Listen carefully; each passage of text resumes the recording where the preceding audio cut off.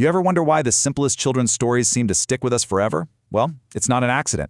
These little tales are way more than just entertainment. They're like perfectly engineered moral algorithms, designed to install some really fundamental social software right into our brains. So let's take one of the most classic lessons ever and really dissect it to see how it works. Seriously, think about it for a second. What was it? The Tortoise and the Hare, The Boy Who Cried Wolf? These stories are so powerful because they give us a blueprint for how to make sense of the world.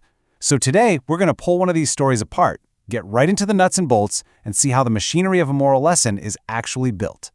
All right, so our case study today is a timeless classic. And like all good fables, it kicks off by painting this picture of a perfect, harmonious little world. You know, setting a baseline of happiness that's just waiting to be put to the test.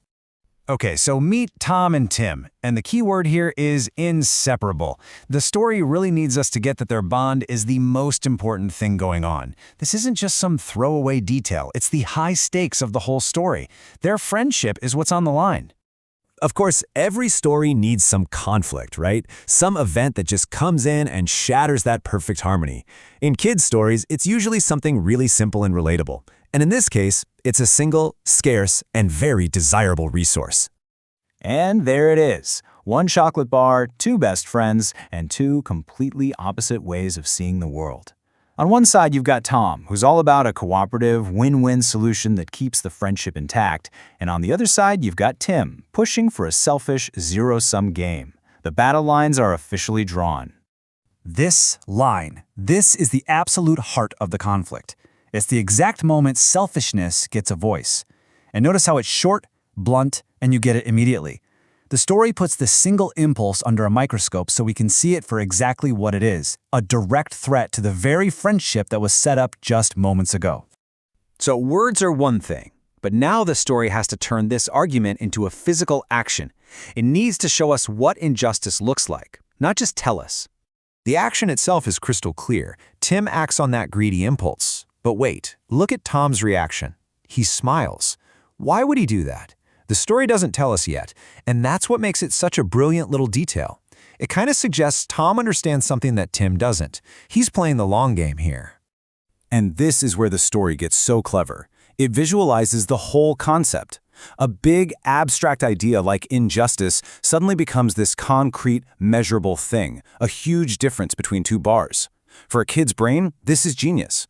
It completely bypasses any complex language or logic and just creates this immediate gut feeling of unfairness. You don't need a lecture on ethics, you just feel that it's wrong. That's the power of making a moral idea tangible. Okay, so the selfish act has happened. The injustice is plain to see. But believe it or not, this isn't the lesson yet. The most important part of the entire story happens next, and it all takes place inside a character's head. And there it is, the turning point. That temporary joy he got from the chocolate is instantly wiped out and replaced by the long-lasting pain of guilt.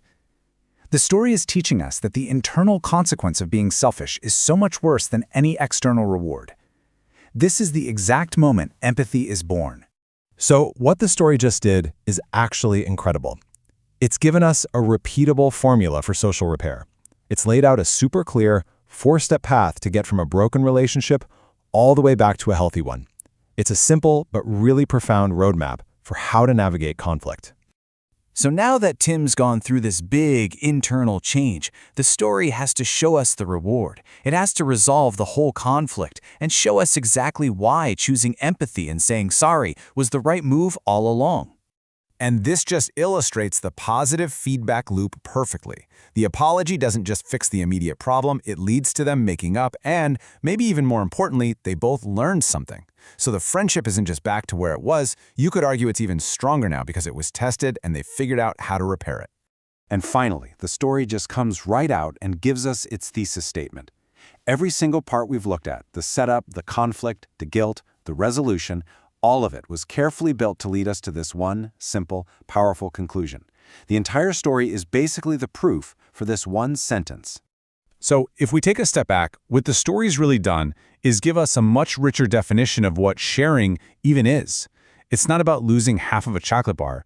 It's an investment. It's a transaction where you give up a piece of a physical thing to create something way more valuable, happiness and a stronger connection with someone. So the big takeaway here is that what looks like a simple little tale for kids is actually an incredibly sophisticated piece of communication technology. It's like a simulation that lets us experience a social problem, weigh the options, and see the best possible outcome, all in the span of about a minute. And that leaves us with a final thought to chew on. This story used a chocolate bar, something you can physically divide. But what about the most important things in our adult lives? Stuff like knowledge, or joy, or trust. This simple algorithm suggests that the only way to truly possess those things is to give them away.